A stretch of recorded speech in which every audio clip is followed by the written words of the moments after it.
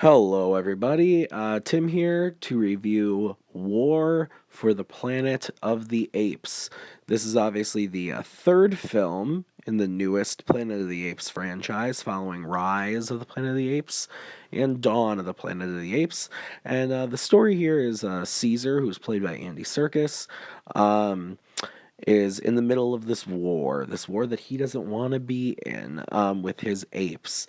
It's a war that in the previous film, Koba, one of the ape that went rogue, he started this war, and now the humans and the apes are fighting, and Caesar's stuck in the middle of it. And along comes this colonel, played by Woody Harrelson, and he stirs up a little bit of trouble in ape world as well.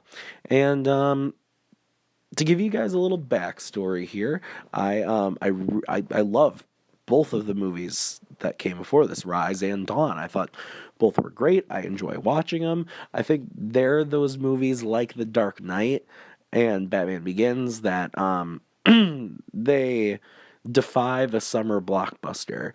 They're a great summer blockbuster, but they're also an awesome dramatic work of art. It's not just a fun summer movie like a John Wick or like a Atomic Blonde, which I just reviewed.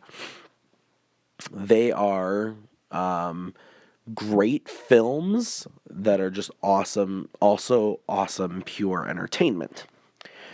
Um, So going into war, I was a little nervous that it was gonna, kind of be a disappointment, maybe fizzle out, not leave the franchise on such a strong finish because those trailers for the movie were so great. I was like, there's no way this thing can be this good. This movie's amazing. Like, I think I'm gonna see it again, but I think War for the Planet of the Apes is my favorite movie of the year. Um, it has literally everything I want in a movie. It's got great action. It's got great heart. It's got great drama. It's got a few laughs in it. It's a roller coaster. And it's great. I absolutely loved this movie. I mentioned Andy Serkis before. His performance as Caesar and his arc over the course of these three movies is just one of the best character pieces I've seen in film in a long time. He just kills it, absolutely kills it as Caesar. And then another actor who absolutely kills it in this movie is Steve Zahn as Bad Ape. He's not in the movie a lot, but he's really great in the movie. He brings a lot of the comic relief amidst a lot of drama in the movie. And there's a whole aspect to this movie. The whole second half, excuse me, I'm sick. The whole second half of this movie takes place somewhere that I didn't even realize that like what the I didn't realize how it was gonna be, if that makes sense. Like something happens that changes kind of the way the second half of the movie is looked at, and it I didn't know that was gonna happen, so I was pleasantly surprised. Um, so amidst all of that drama, Steve Zahn brought some fun comic relief that I enjoyed.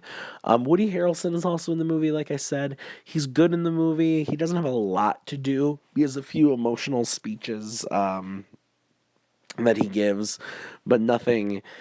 He's barely in the movie. The trailers made him look like he was going to be in the movie a lot, but this is definitely a ape centric movie, whereas the first two were pretty equal, especially the first one, a little bit more apes than the second one, but overall pretty much balanced out. This one is definitely ape heavy. This is very ape centric, which is what I wanted. This is what I wanted the Transformers movies to be. I wanted the Transformers movies to be all Transformers, get rid of the humans, the crappy human characters. This movie is that. It gets, not that the human characters in the first two are bad, because they weren't, but they're not why I'm there. I'm there to learn. I'm there for Caesar. I'm there to see his story, and this is very much Caesar's story. So, like I was saying, Woody Harrelson is good in the movie, but he's barely in it. He's in like one scene in the beginning, and then he's sprinkled throughout the last maybe hour, but nothing too crazy. The next thing I want to talk about is the visual effects. The visual effects are so good. I just can't believe that they're not real apes. It's insane. It's absolutely astounding what Fox, Matt Reeves, and the visual effects department working on this movie did. It's insane. And if you thought the visual effects in Dawn of the Planet of the Apes were insane, wait till you see this movie. It's absolutely astounding what they did. And not just the apes, everything across the movie seamless, absolutely seamless. It was a gorgeous movie to look at. We did see it in 3D. 3D was fine. There was nothing that the 3D didn't add a whole hell of a lot. I bet if I saw it in 2D, I would feel about the same way I feel now about the movie. So I don't I'm not gonna say this is one you have to see in 3D, but it was fine. It was fine in 3D. Overall, guys, I could gush and gush and gush and gush and gush about this. But this is only the second film of the year that I've given a 5 out of 5 stars to. And I think it's my favorite of the year.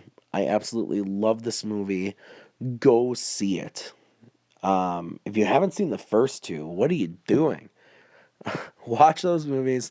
Go see War for the Planet of the Apes as soon as you can. It is an incredible, incredible film. I absolutely loved it. All right, guys, if you like listening to my sick, disgusting, nasally voice talk about War for the Planet of the Apes, hit that like button and hit subscribe. That helps me out a great deal. I'm trying to get up to 100 subscribers. Oh my gosh, I know, so many, but I'm almost there. So let's get there. Also, comment below if you saw the movie. Let me know what you thought about the movie. I love reading some comments when I get one or two on every other video. But it's nice when you guys comment. So please comment and let's have a conversation about it. And then check out my review for Atomic Blonde, and also check out my review for The Big Sick. I'll post those right here. And until next time, guys, have a good one.